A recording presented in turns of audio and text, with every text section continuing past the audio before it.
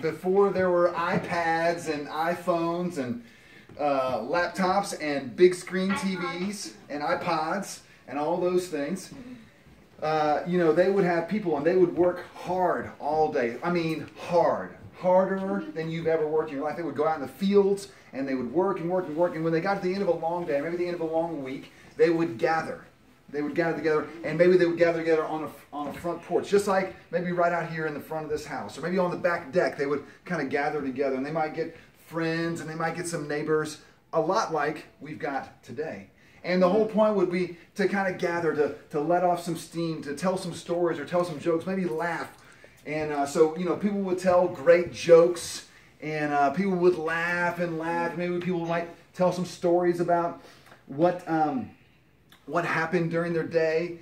But every now and then, someone would be able to tell a great humdinger of a story. One that really came to life, almost like you were coming to life right in your living room.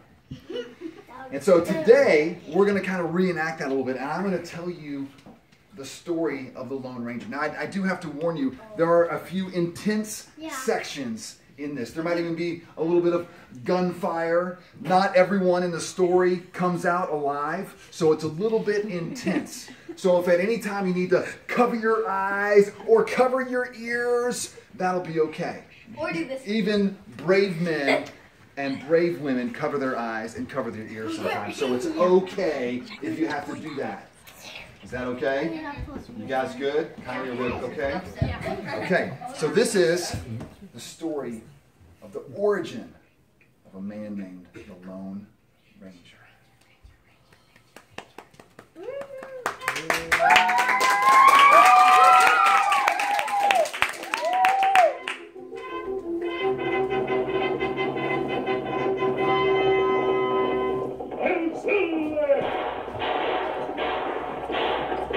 A fiery horse with the speed of light, a cloud of dust, and a hearty hi-yo silver.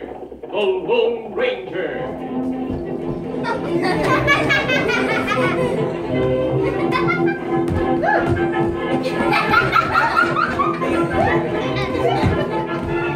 This is the legend of a man who buried his identity to dedicate his life to the service of humanity and country.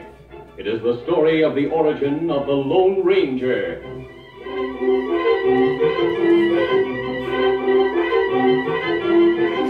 Early settlers in the West had to be brave men and women, ready to fight for their lives at any moment. There was danger on every side.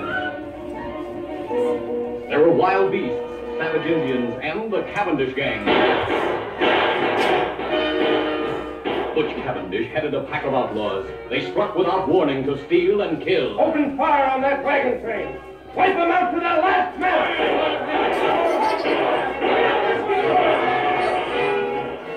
The Cavendish gang attacked ranches and towns as well as wagon trains.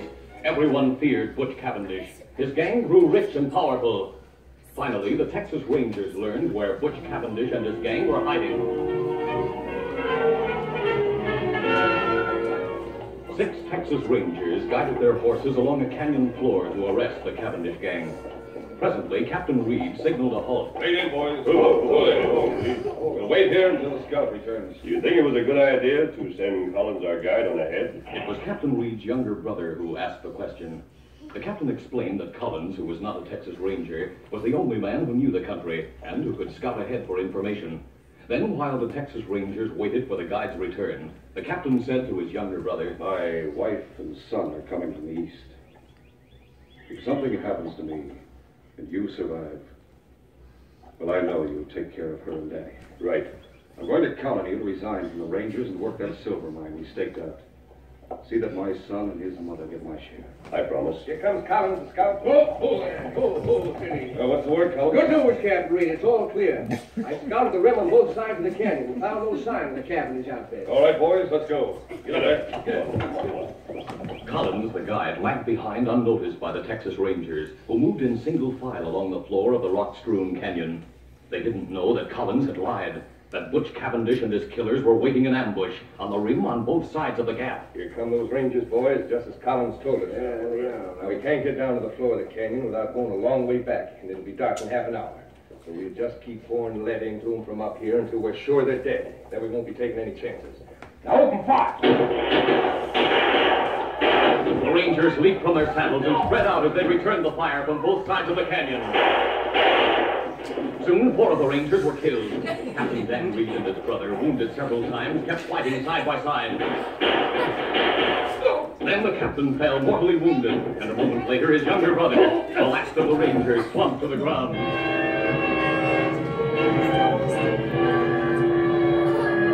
The outlaws waited and watched for any sign of life from the Rangers, then rode away, convinced that all 6 men in Bryant's Gap were dead. Sunset came, then darkness.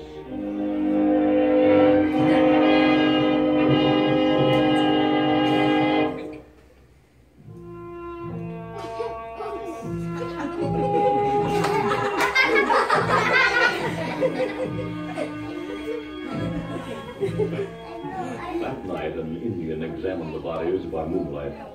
After examining the first 5 men, he muttered softly, Them dead. Then he came to the 6th man, the younger brother of the captain. And this man lives. The Indian lifted this man tenderly in his strong arms and carried him to a nearby cave where he bathed and dressed the wounds. Then he took a spade from one side of the cave and returned to the canyon, where he worked steadily until the dead men had been buried. Returning to the cavern, he sat watching through the remaining hours of the night. Daybreak found the Rangers stronger, but by nightfall, the wounds had become infected. The Indian called on all his knowledge to treat the wounded man. He went day and night without rest.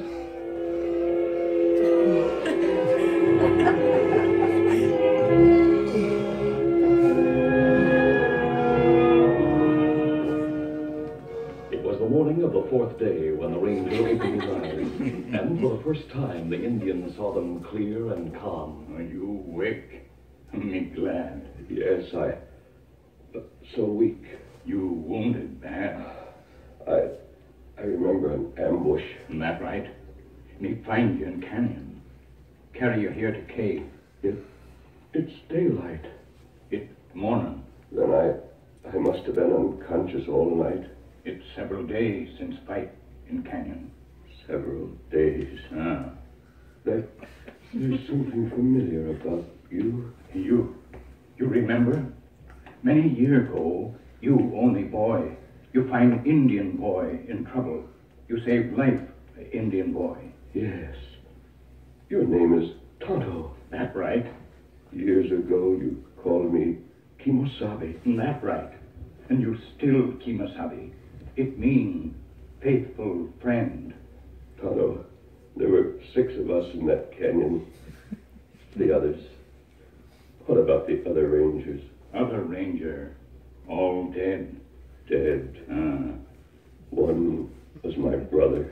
You only ranger left. You, Lone Ranger.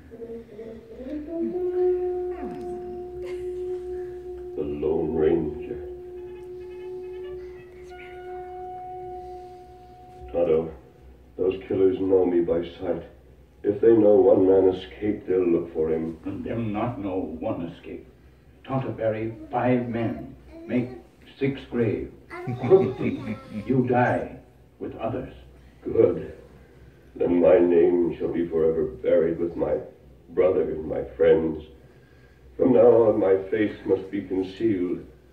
A disguise, perhaps, or a mask. That's it, a mask. I'm the only one who knows about the Cavendish gang. With your help, Tonto, I'll get every one of those crooks. In the Ranger's eyes, there was a light that must have burned in the eyes of knights in armor. A light that through the ages lifted the souls of strong men who fought for justice, for God. I'll be the Lone Ranger.